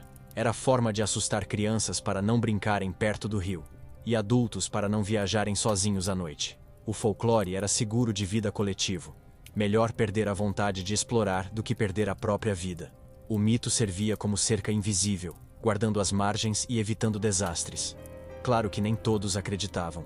Havia quem risse, dizendo que era só desculpa para a bebedeira. Ele não caiu no rio por feitiço, caiu porque não sabia segurar o vinho. Mas a ironia não apagava o medo. Bastava uma tragédia real para reacender a paranoia. A cada corpo retirado da água, a lenda ganhava mais credibilidade. O folclore não precisava de provas, só de cadáveres. E como sempre, a igreja adaptou a narrativa. Padres diziam que as vozes do rio eram demônios disfarçados, tentando desviar os fiéis. Assim, o mito popular foi rebatizado como lição moral. Não escute as tentações, ou será arrastado para a perdição. A água virou metáfora de pecado, e o afogamento, de condenação eterna. Era marketing divino com cara de folclore. Mas a verdade é que muitas dessas mortes tinham causas naturais. Rios gelados provocavam cãibras, correntes puxavam sem aviso, neblinas confundiam o caminho. Só que, sem ciência, a explicação poética era mais convincente. É menos doloroso acreditar em vozes sedutoras do que aceitar a brutalidade aleatória da natureza. O mito oferecia drama. A realidade, apenas tragédia banal. Essas histórias se espalharam em diferentes versões pela Europa. Na Alemanha, falava-se das Nixie, espíritos aquáticos femininos. Na Irlanda, das Banshees d'água. Em regiões nórdicas, eram trolls escondidos nos rios. Cada cultura adaptava o mesmo medo. O da água que chama, que envolve, que mata. O canto era universal, só mudava o sotaque. O fascínio por essas vozes também revela algo sobre a psique medieval. O desejo e o medo estavam sempre misturados. A atração pela figura feminina, ou pelo mistério, se tornava sinônimo de perigo. O mito era, no fundo, uma lição sobre controlar paixões. A donzela que seguia o canto pagava com a alma. O homem que cedia ao fascínio da água não voltava. Desejo era morte líquida. E havia casos grotescos. Cronistas contam de homens retirados da água com sorrisos no rosto, interpretados como vítimas felizes de sereias. Outros eram encontrados com pedras nos bolsos, sinal de que tinham sido arrastados. Cada detalhe era absorvido pelo imaginário, alimentando o coral invisível que rondava os rios. Até a morte virava peça de teatro folclórico. A ironia é que, enquanto temiam as vozes da água, os medievais dependiam delas para viver. Precisavam pescar, transportar mercadorias, beber. A mesma água que matava sustentava. O rio era amante perigosa, essencial, mas traiçoeira. Era o relacionamento tóxico mais longo da história humana. E como todo mito persistente, esse também ecoa até hoje. Quantos filmes, músicas e lendas modernas ainda falam de sereias, cantos fatais e seduções marinhas? A diferença é que agora compramos ingressos para sentir medo. Para o camponês medieval, o ingresso era pago com a própria vida. O Canto dos Afogados mostra bem a alma do folclore proibido. Um equilíbrio entre fascínio e terror, desejo e morte. Ninguém escapava dessa melodia. No fim, a lição era clara. Não confie no que brilha demais na escuridão. E se a água podia amaldiçoar, imagine o que acontecia quando o próprio milagre se voltava contra o povo. Porque, na próxima história, os santos que deveriam salvar acabavam amaldiçoando.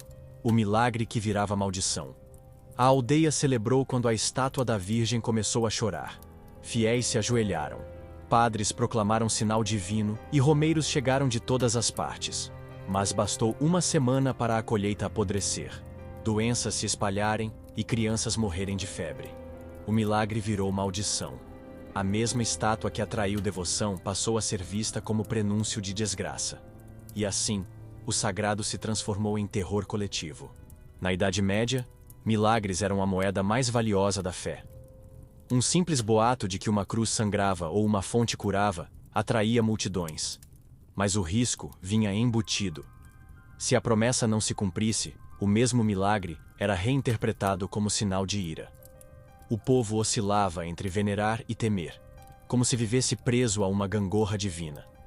O céu e o inferno disputavam palco no mesmo altar. Essa ambiguidade alimentava o folclore. Lendas de imagens que falavam, de santos que apareciam em sonhos, de relíquias que curavam um e matavam o outro. Cada evento extraordinário era como trailer de filme. Podia virar drama edificante ou horror sangrento. O milagre era, em essência, uma roleta russa espiritual. E a igreja sabia capitalizar. Lugares milagrosos eram transformados em pontos de peregrinação. O fluxo de fiéis garantia ofertas, indulgências e prestígio. Mas, quando a tragédia se seguia ao milagre, a narrativa mudava. Deus está punindo sua falta de fé. Assim, o povo permanecia preso. O mesmo sinal que atraía a esperança, reforçava também a culpa. O mais cruel é que muitas vezes esses milagres eram fraudes. Cronistas relatam estátuas com tubos escondidos, ossos falsos vendidos como relíquias, sangue animal usado para encenar lágrimas. Era teatro de fé, mas com consequências reais.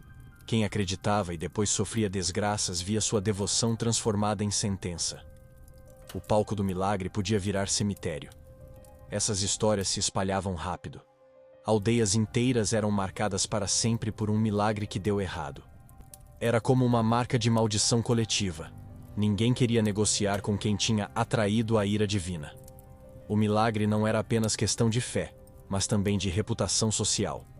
O invisível podia arruinar o comércio. E claro, o folclore fazia sua parte. As histórias eram repassadas em tom de advertência. Cuidado com os sinais, porque até os milagres podem enganar. Isso transformava o sobrenatural em território instável. Não havia mais confiança. Até o que parecia bênção podia ser armadilha. A paranoia medieval não dava descanso nem na igreja. Em algumas versões, os milagres que viravam maldição eram vistos como testes. Se a aldeia prosperasse, era prova de fé. Se adoecesse, era castigo. Essa lógica circular tornava impossível escapar. O povo vivia preso a narrativas que sempre justificavam o sofrimento. O milagre não precisava ser verdadeiro. Precisava apenas ser útil para reforçar o medo. E como sempre, havia quem se aproveitasse. Monges vendiam pedaços de pano tocados em imagens milagrosas. Senhores feudais usavam desgraças como desculpa para aumentar impostos. Deus está irado, precisamos de mais ofertas para apaziguá-lo. A fé era combustível de um teatro constante, onde o folclore era manipulado como marionete nas mãos do poder. Mas o mais perturbador é perceber como isso revelava o lado sombrio da devoção. As pessoas buscavam sinais para suportar a vida dura, mas cada sinal trazia risco. O conforto espiritual era também fonte de pavor. O sagrado e o profano não estavam em extremos opostos, eram duas faces do mesmo ídolo. Essas histórias também expõem a fragilidade da esperança. Quando a vida é marcada por fome, peste e guerra, qualquer sinal ganha peso descomunal. Um raio atingindo a igreja não era acidente, era recado. Um poço secando não era clima, era castigo. O mundo era lido como mensagem cifrada, e cada milagre, ou maldição, era parte do enredo. A ironia é que, no fim, o povo continuava buscando milagres. Mesmo sabendo do risco, voltava a peregrinar, a rezar diante de imagens, a beber de fontes. A esperança sempre foi mais forte que o medo, mesmo quando se confundiam. É quase poético. Os mesmos que amaldiçoavam a estátua chorosa voltavam a se ajoelhar diante dela meses depois. O ciclo nunca terminava. E essas contradições se espalharam por séculos, moldando o imaginário europeu. Até hoje, lugares milagrosos atraem fiéis, mesmo carregando histórias de desgraças. O fascínio pelo extraordinário sobrevive porque traduz uma verdade humana. Precisamos acreditar em algo maior, mesmo que esse algo maior às vezes nos destrua. O milagre que vira maldição mostra a essência do folclore proibido: esperança e terror caminhando lado a lado, alimentando-se mutuamente. Não havia conforto absoluto, nem horror definitivo. Tudo era instável, como viver numa peça escrita por mãos invisíveis.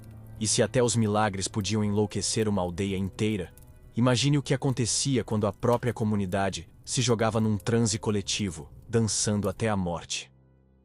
A próxima história nos leva para a febre insana das danças que levavam à loucura.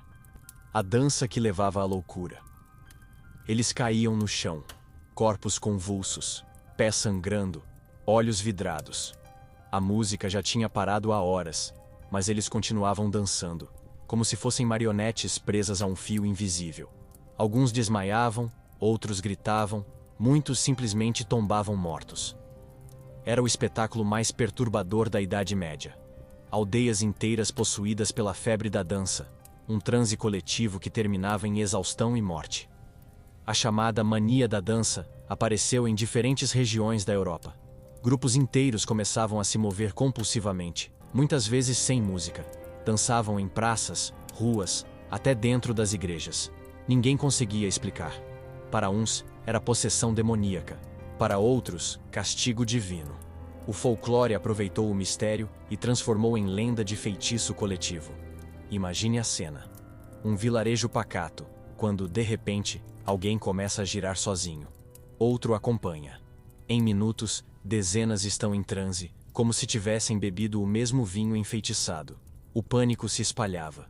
O que parecia festa, virava funeral. Porque, diferente de qualquer rave moderna, ali não havia DJ para desligar o som. As explicações da época eram sempre sobrenaturais.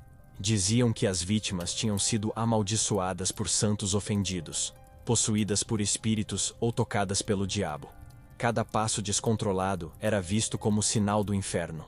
Era como se a dança fosse corda invisível, puxando as almas direto para o abismo. Mas na prática, havia outras teorias. Hoje, estudiosos falam em ergotismo, intoxicação causada por fungo no centeio que produzia alucinações. Outros acreditam que era histeria coletiva, fruto da miséria, da fome e da opressão.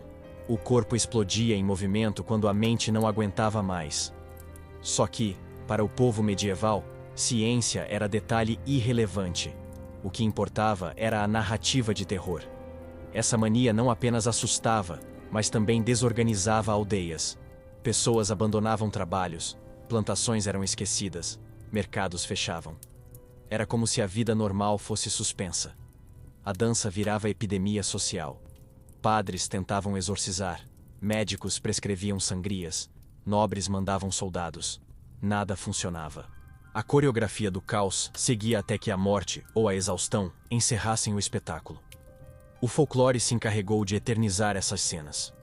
Em algumas versões, as vítimas eram vistas como dançarinos amaldiçoados por ofenderem santos. Em outras, eram acusados de terem feito pactos secretos. A dança que hoje associamos à celebração, ali era sinal de condenação. Era a festa onde o convite vinha do diabo. E o mais perturbador era o impacto psicológico. Quem via a cena jurava ouvir músicas invisíveis, tambores que não estavam ali, coros que ecoavam no vento. O medo era tão grande que espectadores podiam ser contaminados apenas pelo olhar. Era histeria como vírus, transmitida pela narrativa. Um verdadeiro contágio de pavor e movimento. A igreja aproveitou o fenômeno como sermão ambulante. Vejam o que acontece com os pecadores que dançam, diziam os padres, transformando tragédias em lições de moral. Ao mesmo tempo, aldeias inteiras começaram a erguer capelas para santos específicos, tentando apaziguar o mal. A dança virava, paradoxalmente, indústria de fé. E claro, havia humor sombrio no meio disso. Alguns cronistas descrevem nobres tentando organizar músicos para acompanhar os possuídos, como se uma orquestra pudesse curar a loucura. Outros falam de padres batendo tambores para exorcizar com música. Era teatro tragicômico, o riso nervoso de quem não sabia se fugia ou participava da coreografia. Esses episódios mostram bem como o folclore medieval misturava realidade e fantasia. O corpo humano era visto como canal para forças invisíveis. Se alguém dançava até cair morto, era prova de que o invisível estava no controle. A explicação científica pouco importava. O povo queria histórias, e a dança oferecia espetáculo pronto. A ironia é que séculos depois, a mania da dança continua ecoando na cultura popular. De contos a filmes, a ideia de dançar até a morte ainda nos fascina. O que era tragédia coletiva virou metáfora de paixão, obsessão, até de festa. Mas na Idade Média, não havia metáfora. Havia corpos no chão e medo na alma. No fim, a dança da loucura era só mais uma forma de lembrar o povo de que a vida não tinha garantias. A qualquer momento, até seus pés podiam se voltar contra você. Era a Idade Média transformando o corpo em arena do inexplicável. E se a dança podia levar ao inferno, o que dizer das mulheres queimadas vivas nas fogueiras, acusadas de fazer pactos? Porque, logo depois dos dançarinos amaldiçoados, vinham elas. As bruxas, cujo último suspiro ainda ecoa na noite. O último suspiro das bruxas. Ela tossiu fumaça antes de soltar o grito final. As chamas subiam como se competissem para devorar primeiro o corpo frágil. A multidão assistia, alguns rezando, outros rindo, muitos apenas curiosos. Quando o fogo terminou, sobrou apenas o cheiro de carne queimada misturado a incenso. Mas o que ficou mesmo foi o sussurro dela, o último. Vocês vão me ouvir para sempre. E de fato, ouviram. A aldeia jamais esqueceu. Na Idade Média, a imagem da bruxa se tornou um dos pilares do folclore proibido. Mas é curioso, ela não nasceu como vilã de contos infantis. Era muitas vezes apenas a mulher diferente, a curandeira, a parteira, a solitária que preferia gatos a casamentos arranjados. Só que, em um mundo governado pelo medo, qualquer diferença era perigosa. E o rótulo de bruxa era a sentença mais rápida que qualquer tribunal. Essas execuções eram públicas, rituais de catarse coletiva.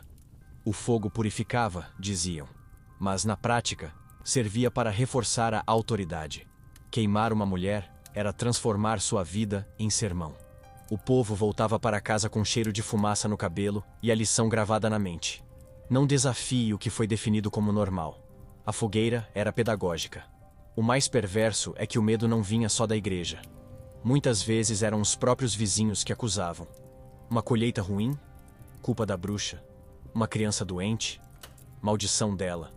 Um homem rejeitado? Encantamento.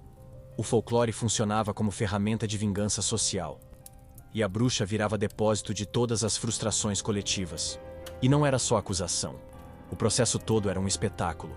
Juízes inventavam provas bizarras, marcas no corpo, sonhos relatados por terceiros, até confissões arrancadas sob tortura.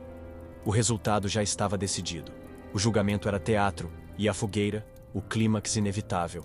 Era como assistir a uma peça cujo roteiro todos conheciam de cor, só que encenada com carne humana. O mito da bruxa também carregava ambiguidade. Ao mesmo tempo que era temida, era também fascinante. As histórias falavam de mulheres que voavam, que falavam com animais, que dominavam segredos ocultos. O medo se misturava à curiosidade. O povo tremia, mas também queria ouvir os detalhes. O terror vendia ingresso, e todos queriam lugar na primeira fila. A ironia é que muitas dessas mulheres eram justamente as que mais ajudavam a comunidade. Eram parteiras, curandeiras, conselheiras. Mas, quando algo dava errado, o mesmo saber que salvava era reinterpretado como pacto com o diabo.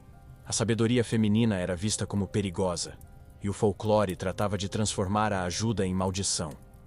Os últimos suspiros das bruxas viraram, com o tempo, parte das próprias lendas. Diziam que algumas prometiam vingança, outras amaldiçoavam aldeias inteiras antes de morrer. Esses sussurros alimentavam o medo por gerações. A fogueira não apagava as histórias, só as inflamava ainda mais. Era marketing macabro, sem precisar de panfleto. E claro, o espetáculo servia como aviso político. Reis e nobres apoiavam perseguições porque o medo das bruxas desviava a atenção dos problemas reais. Fome, impostos, guerras, culpa da magia. Enquanto o povo apontava dedos para as mulheres queimadas, o poder se mantinha intacto. O folclore, nesse caso, era anestesia para a fúria popular. Mas havia resistência silenciosa. Algumas aldeias continuavam a procurar curandeiras em segredo, mesmo depois de execuções. O medo não apagava a necessidade.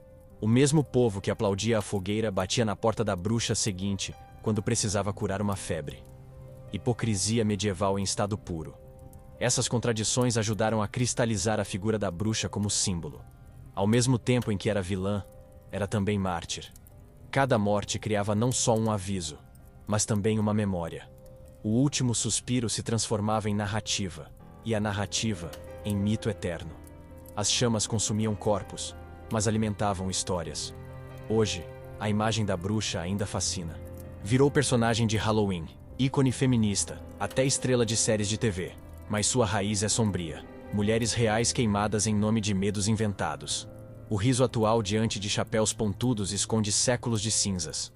O último suspiro das bruxas resume a essência do folclore proibido. Medo, fascínio e poder misturados em espetáculo cruel. Cada fogueira era ao mesmo tempo fim e começo. Fim de uma vida, começo de uma lenda. O teatro mais brutal que a história já encenou. E no fim, resta a pergunta: o que é mais assustador? A crença em bruxas, ou a certeza de que o medo coletivo pode transformar qualquer vizinho em monstro? Porque, depois das chamas, vinha sempre a próxima vítima. E se o medo podia ser vendido em forma de fogueira, imagine quando virou mercadoria organizada. O próximo passo do folclore proibido foi ainda mais cínico: transformar superstições em negócios lucrativos. Quando o medo virou negócio, o camponês entregou a última moeda que tinha em troca de um pedaço de madeira. Diziam ser da cruz de Cristo. Ele acreditou, porque a alternativa era encarar o inferno sem seguro espiritual. Mas no fundo, o que segurava não era relíquia, era apenas lasca de barril. O mercado do medo medieval funcionava assim: transformar pânico em lucro. E ninguém enriqueceu mais com isso do que padres, nobres e mercadores de indulgências. Na Idade Média, a superstição não era apenas crença, era economia. Ossos de santos eram vendidos em feiras, pedaços de roupas supostamente milagrosas circulavam como amuletos, e até garrafas com lágrimas de Maria eram oferecidas por valores absurdos. O povo comprava porque acreditava que cada objeto era seguro contra maldições.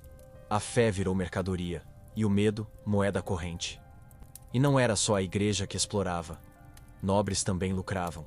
Senhores feudais cobravam taxas extras em regiões amaldiçoadas, alegando precisar financiar exorcismos ou capelas protetoras. Era o equivalente medieval de cobrar seguro contra enchente. Só que, em vez de engenheiros, contratava-se monges com latim enferrujado. O povo pagava 2 vezes, em moeda e em medo. As indulgências foram talvez o auge desse comércio. Pagava-se para reduzir tempo no purgatório. Ou seja, o além virou programa de assinatura. Quem tinha dinheiro garantia um fast pass para o paraíso. Quem não tinha, se contentava em sofrer. A teologia medieval foi transformada em tabela de preços. Se a fé é a Netflix da alma, naquela época só quem pagava premium podia pular os anúncios do inferno. E o folclore ajudava a sustentar esse mercado. Cada lenda de bruxa, cada história de lobisomem, cada cão negro nas estradas, reforçava a sensação de que o perigo era real. O medo preparava o terreno, e a igreja vendia o antídoto. Era um ecossistema perfeito. Inventar monstros invisíveis e depois oferecer proteção visível. Mais eficiente que qualquer campanha publicitária moderna. O mais perverso era que o povo acreditava de verdade. Não havia como escapar, porque a vida já era dura demais. Fome, peste, guerra. Tudo parecia confirmar que o inferno estava logo ali. Então, gastar as poucas moedas em relíquias ou indulgências fazia sentido. Era como comprar guarda-chuva em dia de tempestade. Só que a chuva nunca parava, e o vendedor sempre voltava. Os mercados de relíquias eram verdadeiros carnavais do sagrado. Exibiam cabeças de santos, braços incorruptos, sangue coagulado em frascos. Muitas vezes, duplicados em diferentes cidades. Sim, havia pelo menos 3 cabeças de João Batista circulando na Europa. O povo não via problema. Quanto mais, melhor. A lógica era absurda, mas o medo não precisava de consistência, só de espetáculo. E claro, havia charlatães.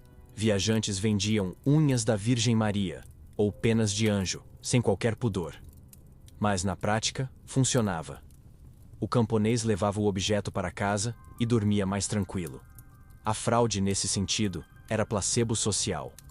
O que se comprava não era proteção real, mas a sensação de segurança. E sensação, na Idade Média, valia ouro. O irônico é que, ao mesmo tempo, a própria igreja condenava práticas populares de proteção. Amuletos de bruxas eram considerados diabólicos, enquanto amuletos vendidos no altar eram sagrados. Era o mesmo produto, com um selo diferente. Como sempre, quem tinha monopólio definia o que era permitido. O folclore independente era pirataria espiritual. Esse comércio moldou gerações inteiras. Crianças cresciam aprendendo que o medo tinha preço. Pais economizavam não para o futuro, mas para o pós-vida. A economia era literalmente assombrada. Cada moeda entregue era mais uma tentativa de negociar com o invisível. E no fim, ninguém saía ganhando, exceto os que vendiam a ilusão. Mas havia resistência. Algumas aldeias preferiam manter seus próprios rituais, longe da vigilância da igreja. Continuavam a acreditar em fadas, espíritos, santos locais. O mercado oficial chamava isso de heresia. Mas, para o povo, era apenas teimosia. Confiar mais na benzedeira da esquina do que no comerciante de relíquias. Essa disputa manteve viva a chama do folclore proibido. Essa lógica de medo como negócio ecoa até hoje. Quantos ainda compram proteção espiritual, amuletos modernos, cursos de exorcismo online? O capitalismo apenas atualizou o folclore. A essência é a mesma: transformar pavor em produto. O medo nunca sai de moda.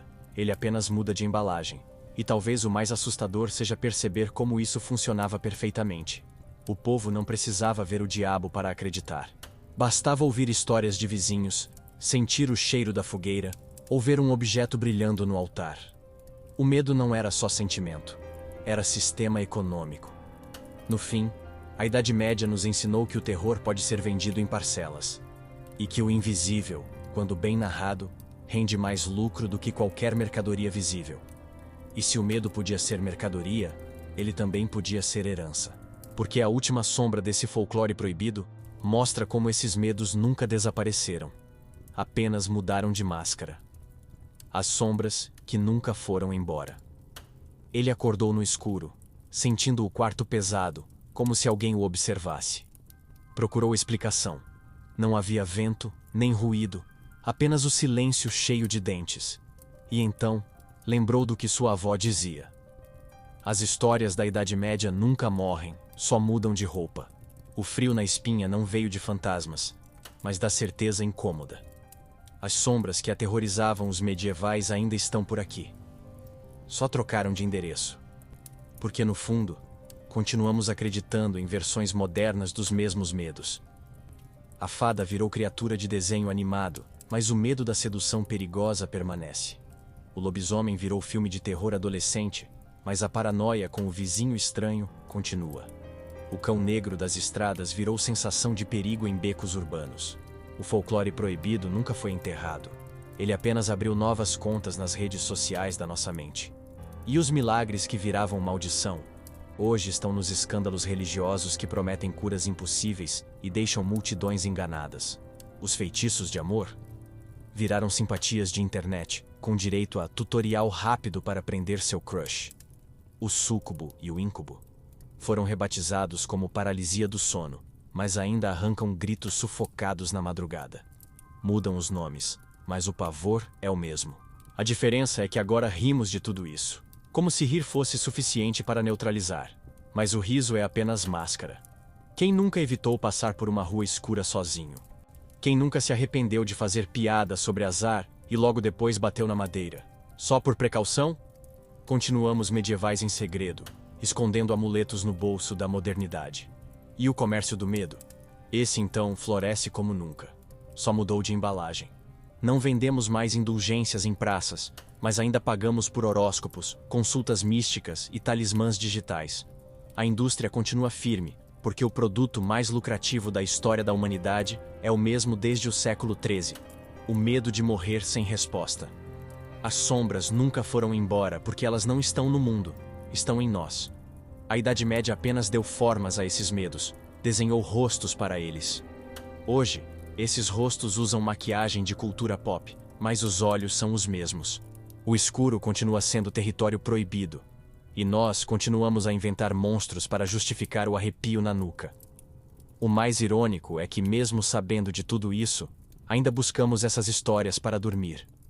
Procuramos o mesmo frio na espinha que os camponeses sentiam diante do bosque, só que embalados em forma de entretenimento. É quase poético. O folclore que antes tirava o sono, agora é usado como canção de ninar. Mas o folclore proibido nunca foi só sobre monstros. Era, acima de tudo, sobre nós mesmos. Sobre como transformamos medo em narrativa, dor em mito, angústia em espetáculo. Os medievais olhavam para o desconhecido e viam fadas, lobos, demônios. Nós olhamos para as mesmas sombras e vemos apenas versões diferentes das mesmas coisas. Cada lenda é uma cicatriz cultural que ainda carregamos. E gostemos ou não, elas continuam nos guiando. Afinal, quem aqui nunca pensou duas vezes antes de brincar com coisas que não se deve? O folclore medieval ainda dita nossas regras invisíveis. É como se as fogueiras ainda queimassem, só que agora dentro da nossa imaginação. O sussurro da Idade Média ainda ecoa em nossas noites modernas. Está na sensação de ser seguido, no medo de adormecer sem rezar, no arrepio diante de histórias antigas. As sombras não pedem licença, elas continuam andando ao nosso lado, como cães negros invisíveis, como fadas que piscam da escuridão, como vozes que nos chamam para dentro do rio. E talvez seja justamente isso que nos fascina. Saber que, mesmo com ciência, tecnologia e luz elétrica, ainda carregamos os mesmos medos de 1000 anos atrás. Talvez ríamos deles de dia, mas à noite, quando o silêncio aperta, voltamos a ser tão vulneráveis quanto qualquer camponês medieval. No fim, o folclore proibido da Idade Média não morreu. Ele se disfarçou, escondeu-se atrás de telas e palavras modernas, mas continua nos governando em segredo. Porque no fundo, somos feitos das mesmas sombras que eles temiam. E agora eu pergunto a você, que ouviu até aqui: de qual dessas sombras você teria mais medo se vivesse naquela época? Escreve nos comentários.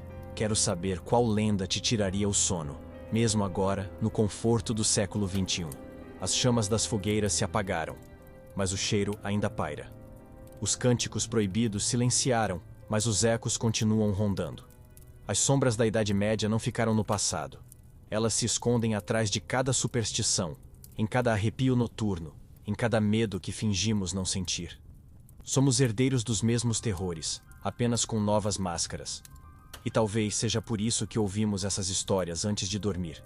Porque no fundo, sabemos que as sombras nunca foram embora. Apenas esperam o momento em que a luz apaga, e nossa mente volta a ser aldeia medieval, cercada por lobos, fadas, demônios e cães negros. O folclore proibido é apenas o reflexo mais honesto do que somos. Frágeis, fascinados e assustados diante do escuro. Agora eu quero saber: qual dessas lendas você não teria coragem de enfrentar? O súcubo dos sonhos, o cão negro das estradas ou as fadas traiçoeiras do bosque? Escreve nos comentários. Vou ler cada resposta, como quem acende velas em um mapa noturno.